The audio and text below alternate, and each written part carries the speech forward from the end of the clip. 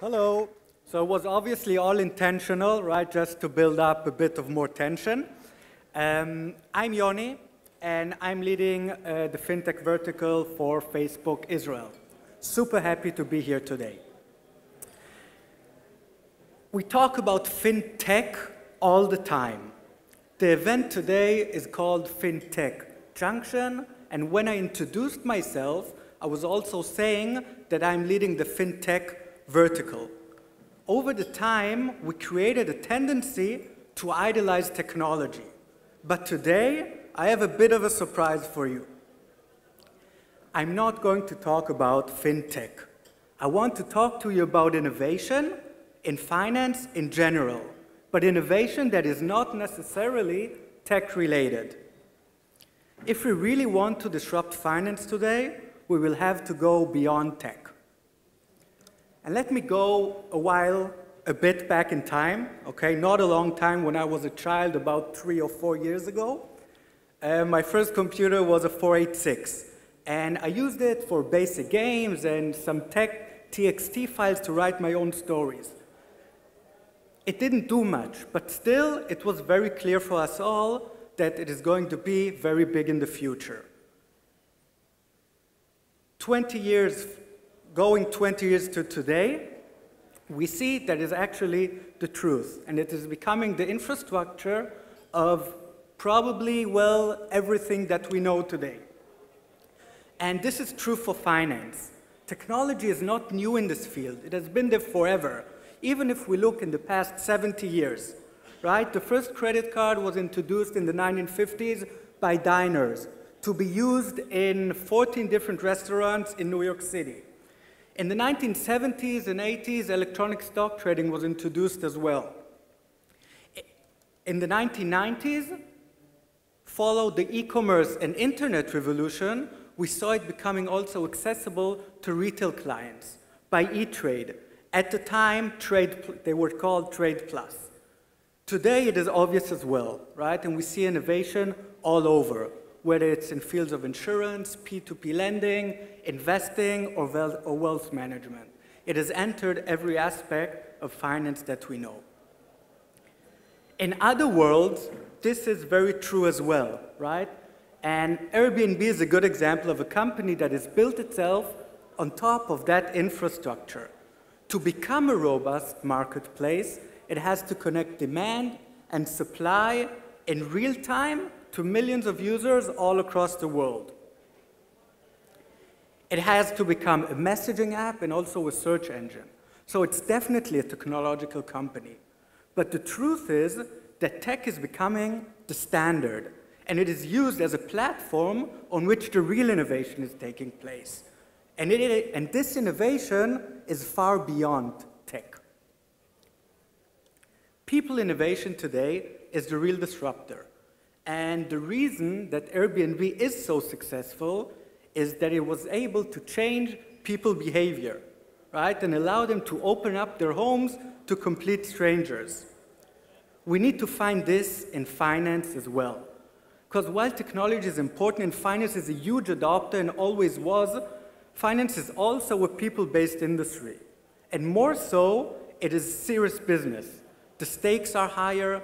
Making the wrong investment decisions or pension plan, choosing the wrong insurance policy, or getting a bad mortgage will have huge impact on my day-to-day life.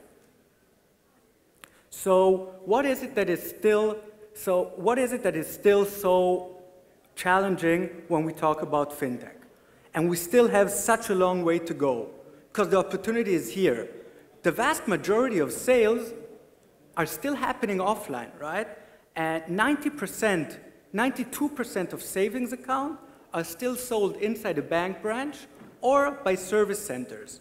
And this is also true for loans when we talk about non-mortgage loans. The difference between finance and everything else is that the people who are using it have additional barriers. Finance is a product that is consumed by the masses, yet it is complex and understood only by a few. It requires trust, as the stakes are super high, as I mentioned before.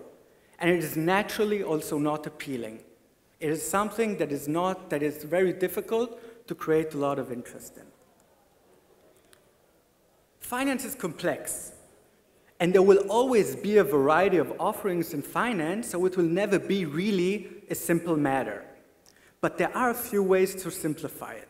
And the key here is to make the decision easy for people, and the key here is to make the decision easy.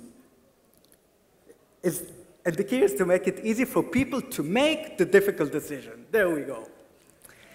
First, I can help you. I can start by helping you make the actual decision, right? And finance is traditionally a big thing.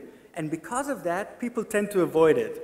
A good solution is to simply turn this big decision into a lot of small ones.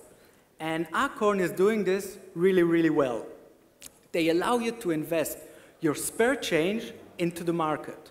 So when you buy a cup of coffee for $9.50, so when you buy a cup of coffee for $9.50, you pay, it rounds it up to 10 and invest the rest in the market. Now 50 cents is easy for me as a consumer to invest and to enter. The second thing that I can also do is not only allow you to make a decision, I can also help you make the right decision. And there are literally thousands of investment opportunities out there. Choosing the one is normally the most difficult part. It is a bit similar to the way when we feel when we go into the restaurant and have a 3-page menu, right? So when we don't know the ingredients, I do not actually know what to choose. And Wealthfront has done this very well. Onboarding me into an experience where it makes the decision for me and customize the offering based on my risk behavior, on my tendency to investing. It is difficult for me to choose a specific bond or stock, but it is really easy for me to answer a few simple questions. Now let's talk about trust. People need trust to act, especially when it involves big financial decisions. When I buy a pension plan today, I need to know that the company will exist in 30 years. And it took banks and insurance companies decades to build that trust. And fintech companies, today, they actually face the same challenge, yet they don't have the presence, and they don't have a bank branch in every corner. This is an example of how Lemonade, right, the next generation insurance company, is building trust with its users. First of all, it changed the industry's business models from scratch, introducing a 20% fixed fee. This means that the companies makes 20% of the policy regardless of how many claims are made or not. By doing so, they removed themselves completely out of the equation and eliminated any conflict of interest.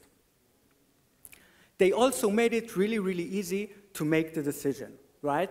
And we do see that we need the instance of the purchase or of the action itself is really, really important. So it takes only 90 seconds to get insured, right? And it takes only 3 minutes to get the claim.